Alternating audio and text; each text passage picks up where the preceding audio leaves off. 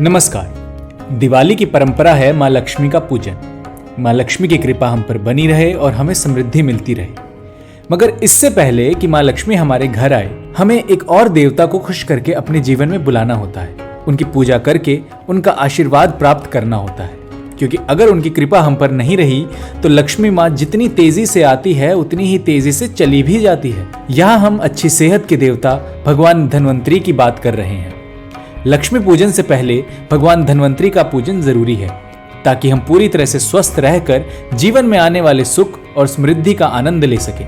वरना हमारे पैसे सिर्फ दवाइयाँ, डॉक्टरों की फीस और अस्पताल के बिल में ही खर्च हो जाते हैं।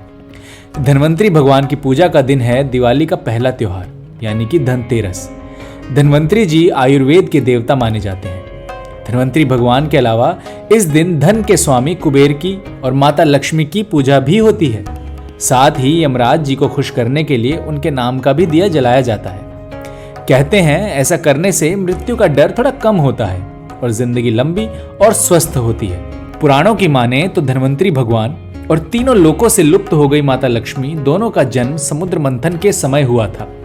समुद्र मंथन की कहानी के अनुसार भगवान विष्णु को संसार के लोगों का भला करने के लिए कुछ शक्तियों की आवश्यकता थी, जो समुद्र में छिपी हुई थी। उनको बाहर लाने के लिए भगवान विष्णु ने देवता और दानवों से समुद्र मंथन करवाया।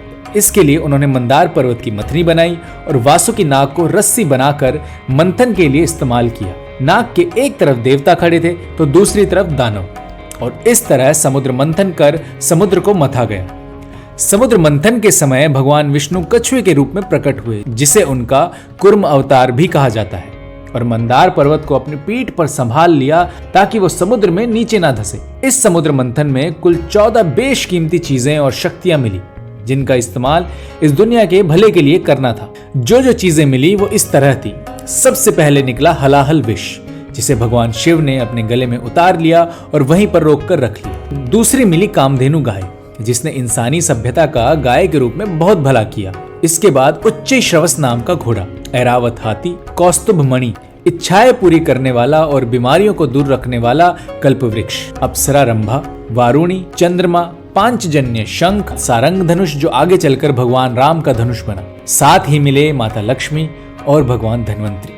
कहा जाता है भगवान धन्वंतरी समुद्र मंथन से त्रयोदशी के दिन ही निकले थे और माता लक्ष्मी बड़ी दिवाली की अमावस्या को प्रकट हुई थी। इसी कारण त्रयोदशी को भगवान धन्वंतरी की पूजा की जाती है और अमावस्या पर माता लक्ष्मी की। भगवान धन्वंतरी को विष्णु भगवान का ही अंश अवतार कहा जाता है, यानी कि उन्होंने अपने एक हिस्से से ही भगवान धन्वंतरी को बनाया और उन्हें आयुर्वेद का ज्ञान दिया। भगवान विष्णु इस संसार का पालन करते हैं, पर माँ लक्ष्मी पालन के लिए जरूरी संसाधन देती है। धनतेरस के साथ माता लक्ष्मी की भी एक पौराणिक कथा जुड़ी हुई है। एक बार भगवान विष्णु ने माता लक्ष्मी से कहा कि मैं कुछ दिनों के लिए धरती पर जा रहा हूँ। ऐसे में माता लक्ष्मी ने भी उनसे साथ चलने की जिद की। भगवान विष्णु ने कहा, मैं तुम्हें साथ तो ले चलूंगा, लेकिन वहां पर मैं जैसा कहूँ तुम्हें वैसा ही करना होगा। लक्ष्मी जी ने उनकी बात मान ली।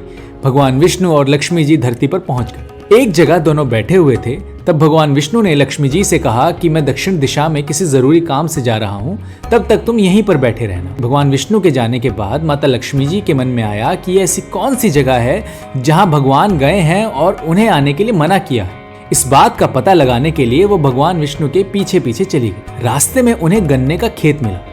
माता लक्ष्मी का मन उन्हें खाने का हुआ तो वो उस खेत से गन्ने लेकर खाने लगी। तभी भगवान विष्णु ने उन्हें देख लिया और वो माता लक्ष्मी पर बहुत नाराज हुए। उन्होंने माँ लक्ष्मी से कहा कि तुमने इस खेत से बिना किसी से पूछे हुए गन्ना चोरी किया है। तुम खुद धन की देवी हो, पर तुम ही ऐसा करोगी तो बाकी लोग क्या करेंगे।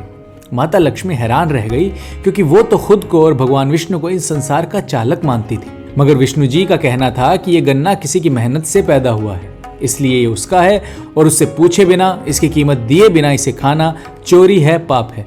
इसलिए भगवान विष्णु ने नियमों के तहत माता लक्ष्मी को सजा दी और कहा कि अब 12 वर्षों तक तुम्हें इस किसान के घर में ही रहना होगा और उसकी सेवा करनी होगी।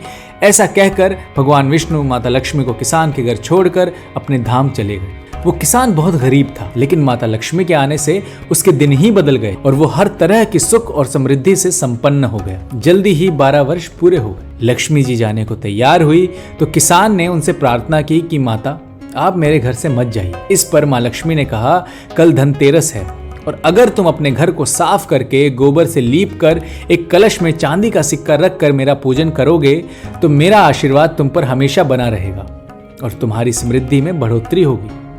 और साथ ही संसार में जो भी भक्त धनतेरस के दिन इसी तरह से मेरी पूजा करेगा उस पर भी मेरी कृपा बनी रहेगी। माता लक्ष्मी के कहे अनुसार ही किसान ने माता की मिट्टी की मूर्ति बनाकर उनकी पूजा की और वो हमेशा सुखी और संपन्न रहा। कहते हैं तब से धनतेरस पर धनवंतरी भगवान और कुबेर के साथ साथ माता लक्ष्मी की पूजा भी की जाने लगी। तो ये थे धनतेरस की कथा। ऐसे ही दिवाली के बाकी त्योहारों के बारे में जानने के लिए देखते रहिए ये दिवाली सीरीज और हमारा चैनल। मिलते हैं अगले वीडियो में, तब तक के लिए नमस्कार।